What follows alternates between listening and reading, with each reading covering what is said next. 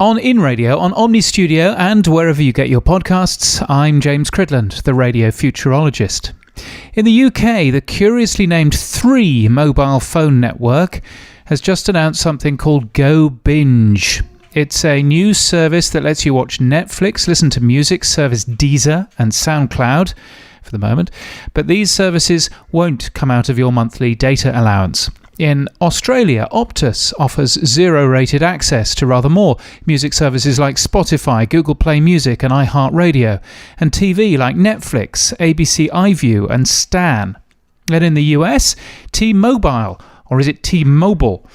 They offer even more unlimited streaming for YouTube and Netflix and Spotify and iHeartRadio and Pandora and many more services. Now, you might think that this is good news for our industry. If the cost of data is one of those things that puts people off using streaming media, then surely this helps take up, particularly if services like iHeartRadio are included. It's good news, right? Well, here's why you might want to think twice about this. Competition is a good thing. It normally leads to better things and lower prices for everybody. But where there's no competition, products don't improve and prices go up.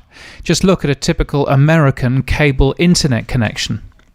Consumers need competition, in other words. This explains the decision a few weeks ago by the European Union to fine Google an astonishing $2.4 billion for fixing its search results in favour of its own shopping comparison search engine. As commentator Benedict Evans wrote in his weekly newsletter, US competition law has become exclusively focused on price. Lower prices for consumers are good, regardless of how they're achieved, and nothing else matters. But EU law also looks at the broader market. It takes the view that squeezing competitors is bad for consumers, even if lower prices result, since innovation and choice also suffers.